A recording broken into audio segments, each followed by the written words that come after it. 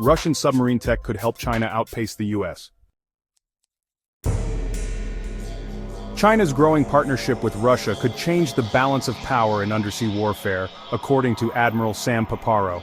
By Patrick Tucker, Science and Technology Editor, Defense One. November 23, 2024, 9:24 p.m. ET. Russia will most likely provide the technology to help China build new and better submarines, the head of U.S. Indo-Pacific Command said Saturday.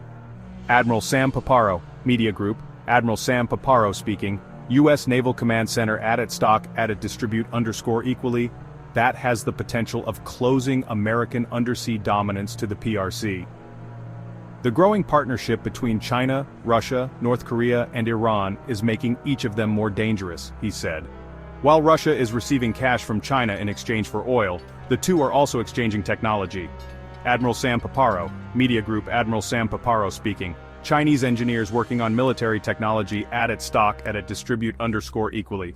The PRC has helped to rebuild Russia's war machine, with 90% of its semiconductors and 70% of the machine tools that have rebuilt that war machine. While China boasts a larger navy than the United States, the U.S. Navy is generally considered to be more advanced when it comes to submarines. The reason? The entire U.S. submarine fleet is nuclear-powered, whereas China's subfleet is primarily diesel, which is less safe and requires more regular refueling. But China is moving ahead quickly with the production of more nuclear-powered submarines, though it has seen some notable mishaps, including the sinking of one of those nuclear submarines earlier this year. Admiral Sam Paparo, this is a dangerous environment and this is adding complexity to the environment itself. South Korean defense officials said in October that they also anticipate that Russia will exchange missile technology with North Korea. Paparo reiterated those concerns Saturday, saying he expects Russia to provide missile technology and submarine technology to North Korea. The United States is responding to that possibility by deepening its relationship with partners in the region via joint efforts and intelligence sharing, and encouraging those partners, such as Japan and South Korea, to collaborate more with one another as well. The growing ties between China, Russia, Iran and North Korea have been the source of Western leaders' ire for several years but seem to be reaching a new, critical level, where transfer of the highest level of military technologies between the countries, including key Russian submarine tech, may become routine. In exchange for North Korean troops and artillery, Moscow will likely provide Pyongyang with missile and submarine technology. And in exchange for China helping to rebuild Russia's war machine, Paparo anticipates that Moscow will also be sharing submarine technology with Beijing, a move that has the potential of closing American undersea dominance to the PRC. Where one is resource poor, the others fulfill those resources. Where one has operational needs, the others are fulfilling those needs. That concerning relationship between those four governments was a major theme throughout the Canadian event, with widespread agreement that the Ukraine war has now breached the geopolitical walls between the European and Indo-Pacific theaters for good. Those who might believe that you can just isolate the Russian-Ukraine conflict or accommodate somehow with Russia, I believe that's wrong. If you're interested in security in the Indo-Pacific and all those issues, you need to have a tough stance on Russia too.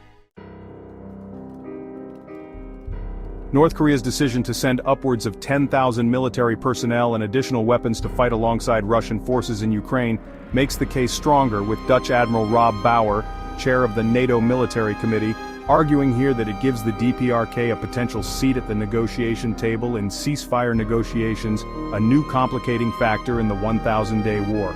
Dutch ADM, Rob Bauer, not only do you have to talk to Russia now, but you also have to deal with North Korea. The North Koreans get technology and weapon systems and ammunition from the Russians as well. This is connecting the world in a way that we didn't think was possible, and it is connected to China. While China is not directly sending Russia weapons, Bauer argued that its transfer of key components like semiconductors and machine tools is keeping Russia in the fight. Dutch ADM Rob Bauer. Without China, Russia would not be able to continue the war. Iran has been sending Russia weapons too, including missiles and attack drones. While officials in Canada this weekend didn't have a clear answer on just what to do about the growing ties between the four countries that they view as an existential threat, some advice and words of caution were offered up. ADM, Sam Paparo, finding opportunities to offset or disrupt some of those budding ties. For example, Russia and North Korea's relationship is a bit of an annoyance for China, and a potential avenue to explore as Western nations look to disrupt the relationship. At the same time, the flow of new defense tech to China and North Korea could be one avenue for the US to strengthen relationships between Pacific partners like Japan and South Korea. Australia's Director General of the Office of National Intelligence, Andrew Shearer. The idea of driving wedges between these two is fanciful. In order to help disrupt the growing strategic partnerships, Shearer said the Western-aligned nations must adjust our mindsets, shift our policies and boost our defense spending and become, frankly, more assertive. U.S. Navy Admiral Samuel Paparo recently issued a number of warnings about China and North Korea during an appearance at a security forum, including a major concern about how Russia might help Beijing cut U.S. naval dominance. ADM Sam Paparo. I expect Russia to provide submarine technology to the PRC that has the potential of closing American undersea dominance over the PRC. He also suggested that Russia could extend that assistance to North Korea, providing submarine technology as well as missiles to Pyongyang.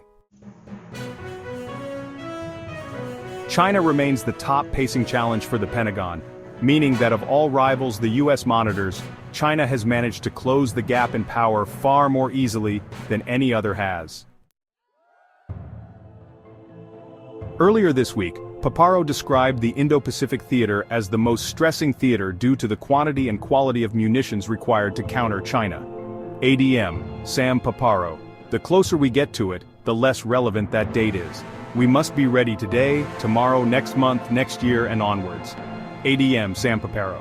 The way one controls for unintended escalation is by enhancing one's understanding of the strategic environment or of the tactical environment. Playing chicken on the high seas does not keep me up at night. Newsweek has reached out to the Pentagon Indopacom and the Chinese and Russian foreign ministries by email on Saturday afternoon for comment.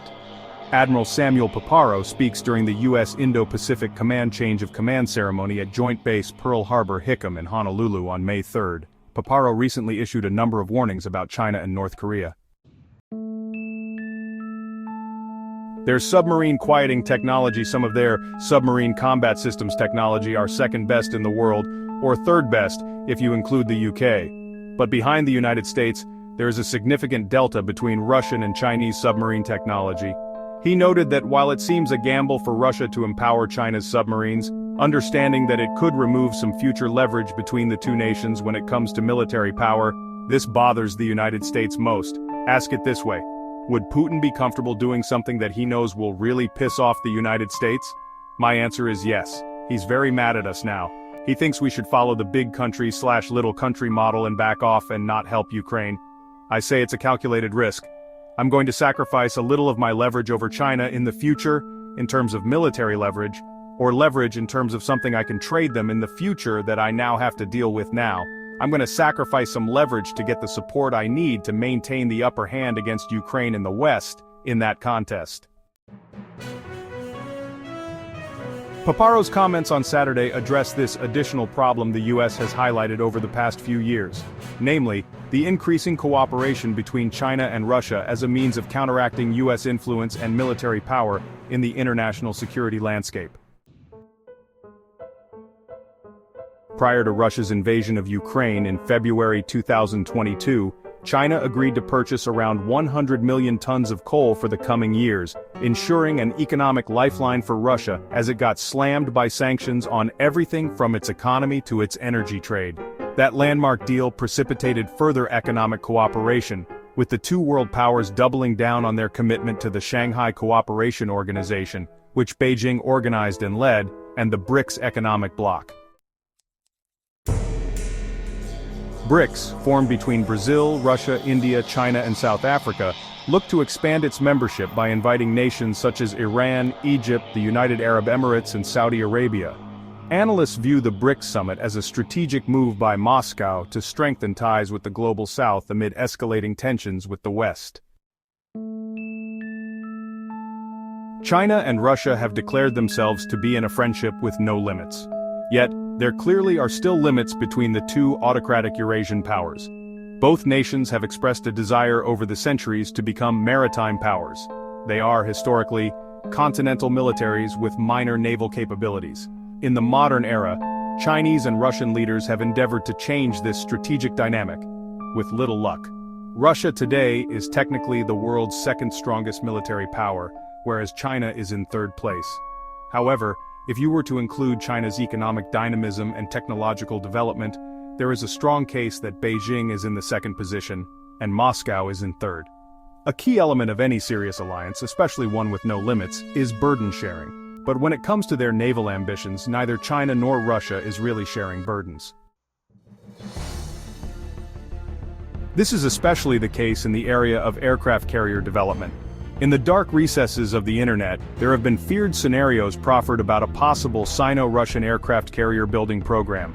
Indeed, at different points in the last decade, both Beijing and Moscow have expressed a desire to build a carrier force. China has already built 3 carriers with a 4th on the way, with rumors of a nuclear-powered carrier being in the works. The Russians, meanwhile, have nothing to show for all their talk. But the fear scenarios being bandied about on defense forums online are, frankly, ridiculous. Sure, China is building a force of carriers. That's because they have the money and industrial capacity to do so. What's more, China's carrier force is not the centerpiece of its naval power projection capabilities like they are for the United States Navy.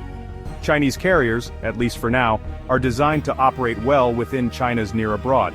These Chinese carriers will fight behind the protective shield of China's anti-access/area denial, (2/AD) systems.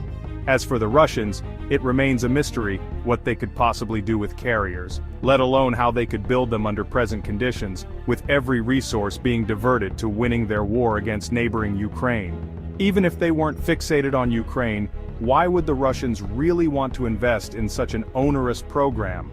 They've not had much luck with carriers in the past. Just look at the shambolic Admiral Kuznetsov carrier that is currently sitting in port, rusting, unlikely to ever again belch the tarry smoke generated by its ridiculous mazout fuel-powered engines across the open sea.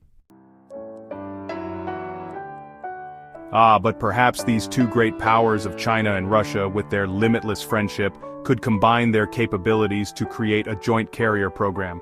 This has been a fear of some analysts, although at present it is unfounded. Yes, these two powers want carriers, mainly for prestige purposes, but this fear is unfounded. So long as there is a robust A2/AD capability shielding Chinese and/or Russian forces from US carriers, keeping those US forces over the horizon, having carriers of their own will always be an ancillary matter for both the Chinese and Russians.